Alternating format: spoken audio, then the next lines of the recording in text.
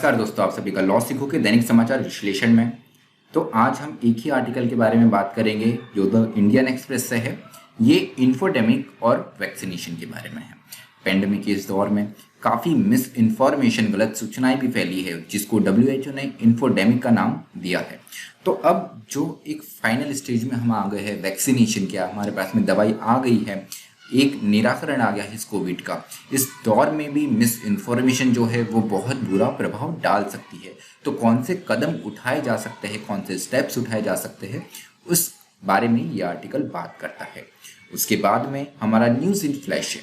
ये लॉ सीखो का इनिशिएटिव है जिसमें हम उन महत्वपूर्ण समाचारों के बारे में चर्चा करते हैं जो कि हमारी परीक्षा के लिए महत्वपूर्ण है। तो चलिए मैं आगे बढ़ूँ उससे पहले लॉ सीखो की कुछ कोर्सेज और पैकेजेस है। इन्हीं में से एक कोर्स है लॉर्ड ऑफ द कोर्सेज, जो कि हमारी जुडिशरी की प्रिपरेशन के लिए है, न्याय परीक्षा की तैयारी के लिए है। उसके अलावा भी लॉ सीखो के और भी कुछ कोर्सेज है। इन सारे कोर्सेज की जानकारी आपको लॉ सीखो की वेबसाइट पे मिल जाएंगी। तो चलिए आज का MCQ देखते हैं। वह यह है कि तेजस लाइट कॉम्बैट एयरक्राफ्ट ये निम्न में से किसके द्वारा डिजाइन किया गया है? तो आपका ऑप्शन ए है एरोनॉटिकल डेवलपमेंट एजेंसी, जो कि DRDO की एक बॉडी है। ऑप्शन बी है इंडियन रोटरक्राफ्ट। ऑप्शन सी है हिंदुस्तान एरोनॉटिक्स लिमिटेड। ये option D none of the above, इनमें से कोई भी नहीं। जो भी आपका उत्तर हो कमेंट बॉक्स में जरूर लिखिएगा। तो चलिए वर्णनात्मक प्रश्न की ओर बढ़ते हैं। वह यह है कि कोविड महामारी के दौरान गलत सूचना का प्रबंधन एक गंभीर चुनौती थी। क्या आप सहमत है? इस पर एक विश्लेषण कीजिए। आप आपका उत्तर 250 शब्दों में लिख सकते हैं। चलिए हमारे आर्टिकल पे आते हैं। तो वैक्सीन का ये जो दौर है, इसमें एक पारदर्शिता, एक ट्रांसपेरेंसी की आवश्यकता है, क्योंकि इस पूरे कोविड के दौर में हमें बहुत सी मिस इन्फॉर्मेशन भी फैलती हुई दिखी, जिसको खुद WHO ने इन्फोडेमिक नाम दिया है कि ऐसी इंफॉर्मेशन जो इस पेंडेमिक में फैली हुई है, मिस इन्फॉर्मेशन जो इस पेंडेमिक में फैली हुई है। तो उसके साथ में अगर हम देखें कि एक डिकेड की हम बात करें तो misinformation flows associated with mass immunisation programme have been among the top hurdles.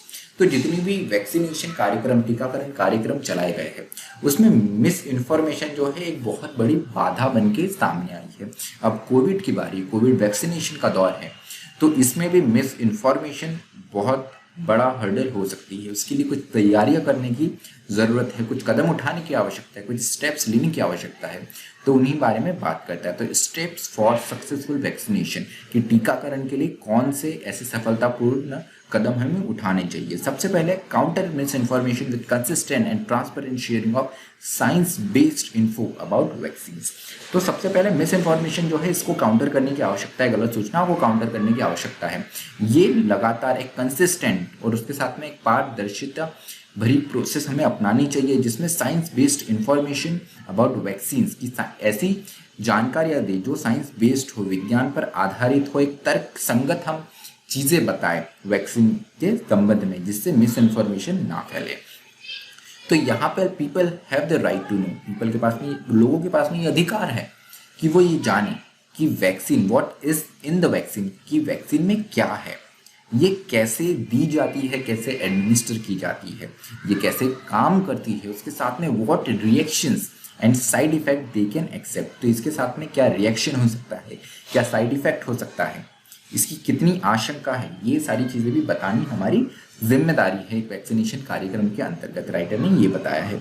उसके साथ में how to address the reactions and effect, कि अगर कोई रिएक्शन होता है या अगर कोई इफेक्ट आता है तो इससे कैसे काउंटर किया जा सकता है, इससे कैसे निजात पाया जा सकता है।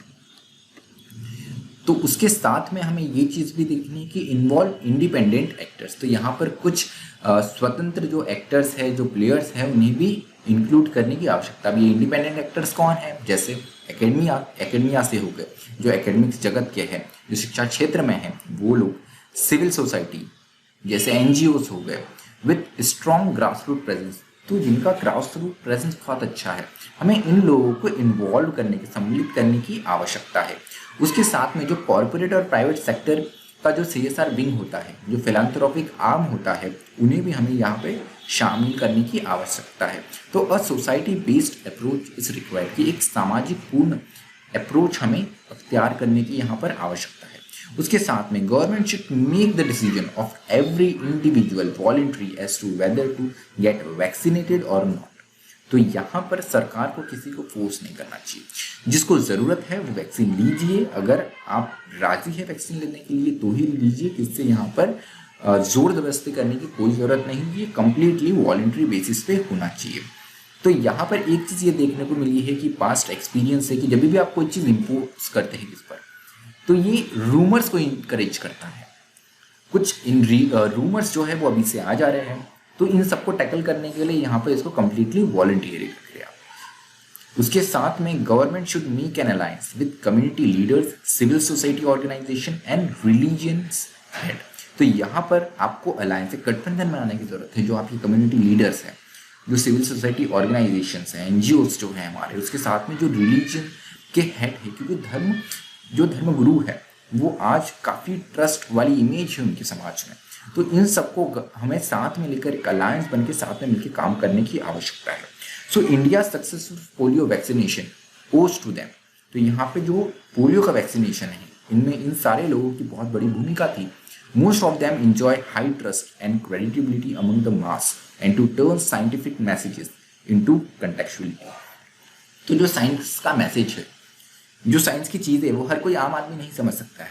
तो अगर community leader, civil society organisation, जो धर्मगुरु है, इनके द्वारा अगर ये चीज़ें जाती है तो काफ़ी आसानी से लोगों को ये समझ में आ सकती है और एक ट्रस्ट भी पैदा होगा। उसके साथ में proactive roles of scientist, vaccine experts in shaping the attitude of people. तो अभी कुछ डिस्ट्रस्ट हमें देखने को मिल रहा है, खबरें आई है इस चीज़ की भी कि कुछ लोगों के द्वारा डिस्ट्रस्ट शो किया जा रहा है। तो यहाँ पर साइंटिस्ट जो है, वैज्ञानिक जो है, उसके साथ में जो वैक्सीन एक्सपर्ट्स हैं, इनका रोल बहुत बड़ा हो जाता है।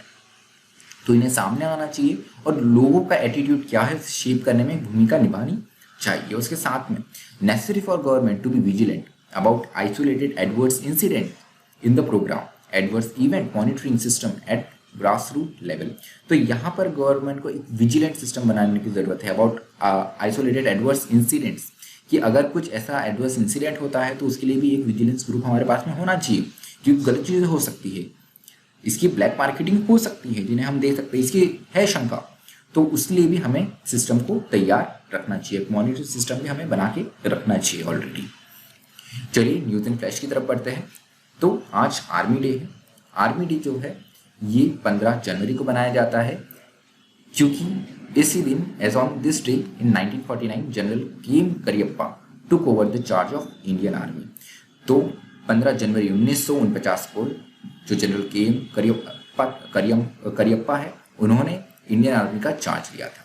तो ये पहले इंडियन कमांडर इन चीफ थे जो भारतीय मूल के थे, इसलिए हम इस दिवस को आर्मी डे के रूप में बनाते हैं। तो जो आखिरी ब्रिटिश जनरल सर फ्रांसिस बोचर थे, ये आखिरी थे, उनसे चार्ज टुक ओवर किया था कि जनरल के.एम. करियप्पा ने।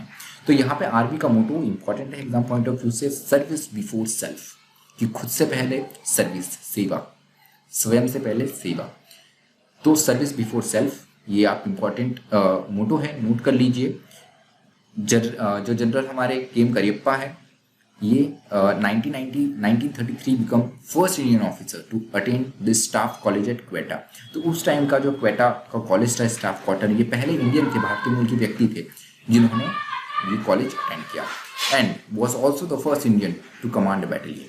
तो एक बटालियन को कमांड करने वाले ये पहले भारतीय मूल के व्यक्ति थे इंडियन आर्मी में। तो अपने आप में काफ़ी महत्वपूर्ण पोजीशन इन्हें मिली है, इनको भारतीय सेना को लीड किया है, काफ़ी नाम है इनका, इसीलिए हम इस दिवस को आर्मी डे के रूप में बनाते हैं।